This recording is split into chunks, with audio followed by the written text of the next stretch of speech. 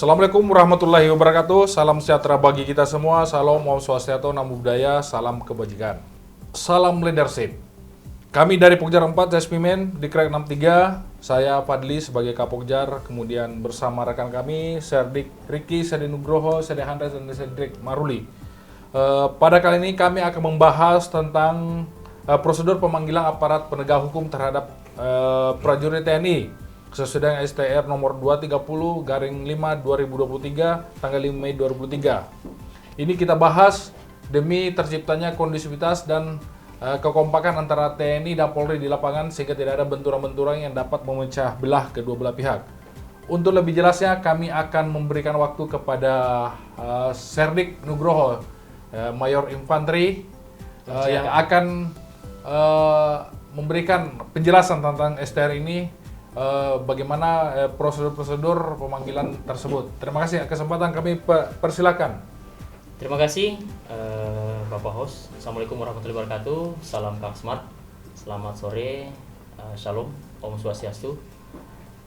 Saya akan menjelaskan terkait aparat penegak hukum yang akan melaksanakan pemanggilan kepada personil militer atau prajurit apabila yang bersangkutan mengetahui terjadi suatu tindak pidana sebagai saksi maupun si prajurit tertangkap tangan oleh penyidik di lapangan. Berdasarkan ST nomor 230/5 Romawi garing 2023 tanggal 5 Mei tahun 2023 tentang prosedur pemanggilan oleh aparat penegak hukum kepada prajurit TNI, di mana dalam STR tersebut, STR kasat tersebut menerangkan bahwa prosedur pemanggilan kepada seorang prajurit yang mengetahui terjadi suatu tindak pidana, di mana penyidik dalam hal ini baik penyidik Polri atau KPK atau manapun juga di luar institusi Polri, di luar institusi TNI, maka penyidik melakukan atau bersurat kepada atasan si prajurit tersebut, kemudian nanti oleh atasan si prajurit akan mengeluarkan surat perintah kepada si prajurit. Kemudian pimpinan atau dansat dari si prajurit tersebut akan melaporkan kepada pimpinan lebih tinggi, dalam hal ini Panglima Kodam atau Pangkotama. Dari situ kemudian si prajurit berangkat berdasarkan surat perintah tadi. Itu terkait apabila si prajurit dipanggil dalam kapasitas sebagai saksi. Kemudian apalagi prosedur yang lainnya, yaitu si prajurit tadi didampingi oleh perwira hukum yang berada di satuan atau satuan yang ada di atasnya, dalam hal ini Korem. Biasanya Korem itu ada pejabat hukum, dalam hal ini dijabat oleh kepala hukum Korem, atau mungkin divisi dijabat oleh perwira hukum divisi. Jadi si prajurit tadi didampingi oleh perwira hukum dalam hal pengambilan keterangannya. Kemudian di mana tempatnya? Tempatnya nanti bisa dilaksanakan sebagaimana STR tersebut, dapat dilaksanakan di kantor penyidik yang memanggil, atau dapat juga dilaksanakan di kantor si prajurit tersebut, tempat pelaksanaan pengambilan keterangannya. Itu terkait masalah saksi. Kemudian berikutnya terkait masalah apabila si prajurit tertangkap tangan di lapangan. Apa yang harus dilakukan oleh penyidik, dalam hal ini penyidik Polri atau mungkin yang lainnya di luar institusi Polri? Apabila dalam hal tertangkap tangan, maka si prajurit yang tadi tertangkap tangan wajib mengeluarkan kartu identitas, dalam hal ini kartu tanda anggota atau KTA yang umum diketahui. Jadi ketika dalam hal penyidik Polri menangkap di lapangan, rekan Polri dapat menanyakan apabila memang yang bersangkutan ini seorang anggota TNI, maka wajib mengeluarkan KTA untuk menunjukkan bahwa yang bersangkutan adalah TNI. Dan ternyata apabila memang dapat menunjukkan KTA, rekan penyidik Polri dapat berkoordinasi dengan polisi militer di wilayah tersebut yang memiliki servis area tersebut. Mungkin itu saja yang bisa saya sampaikan. Selanjutnya kami kembalikan kepada Bos.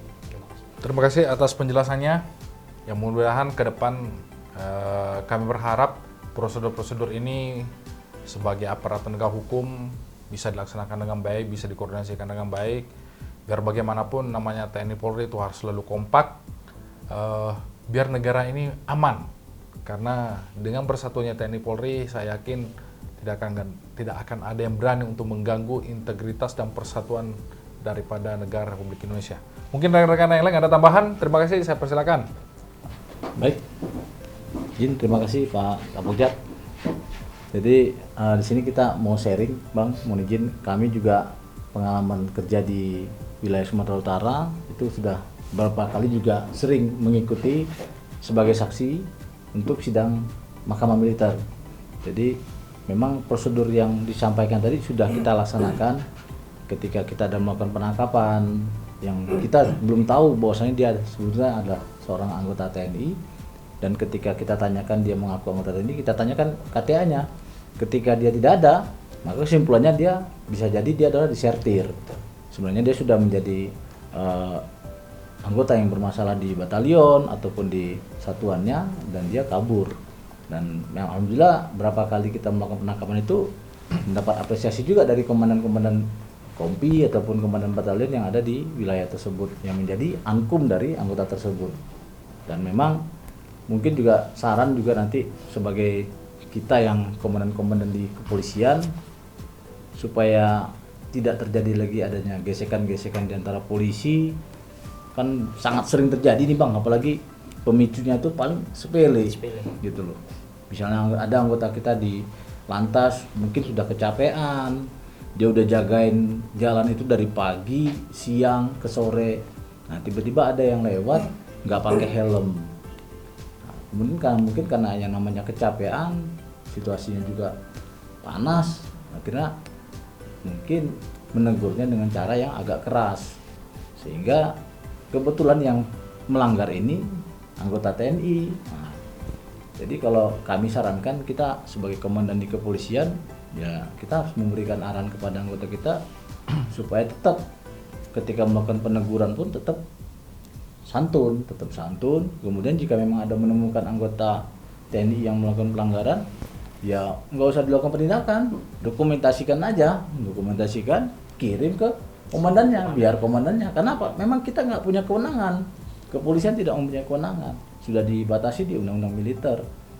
Mungkin itu Bang saran dari kami supaya besok ke depan tuh nggak ada lagi nih. Sehingga kita selalu terjaga. Sehingga kita selalu terjaga, karena memang kejadian-kejadian itu pasti diawali dari kejadian kecil, gesekan kecil, tetapi ketika tidak ada konfirmasi, mungkin juga antar pimpinan yang di wilayah tersebut komunikasinya kurang, jarang ngopi kan, jarang ngumpul, ya akhirnya terkompor kejadian. Itulah yang faktual yang sering terjadi di lapangan. Dan harus dihindari. Siap. Oke, dari saudara Riki ada tambahan? Dari Maruli? Cukup. Baik. Terima kasih atas pembahasan hari ini, cukup menarik. Mudah-mudahan ke depan pada intinya landing point-nya TNI Polri tidak ada gesekan lagi, bagaimana kita menjalin komunikasi dengan baik, bagaimana nanti misalnya di rakor-rakor TNI Polri, pimpinan bagaimana itu disosialisasikan kepada anggota-anggota. Kita berharap doktrin-doktrin kepada anggota TNI maupun ke anggota Polri itu bisa yang hal-hal yang positif, bisa menjaga jiwa korsa demi menjaga persatuan dan kekompakan antara TNI Polri. Saya rasa kami dari Pokja 4, SSPM yang di Krek 63 cukup sekian podcast hari ini. Mudah-mudahan ada manfaatnya. Terima kasih. Assalamualaikum warahmatullahi wabarakatuh. Waalaikumsalam warahmatullahi wabarakatuh. Salam presisi.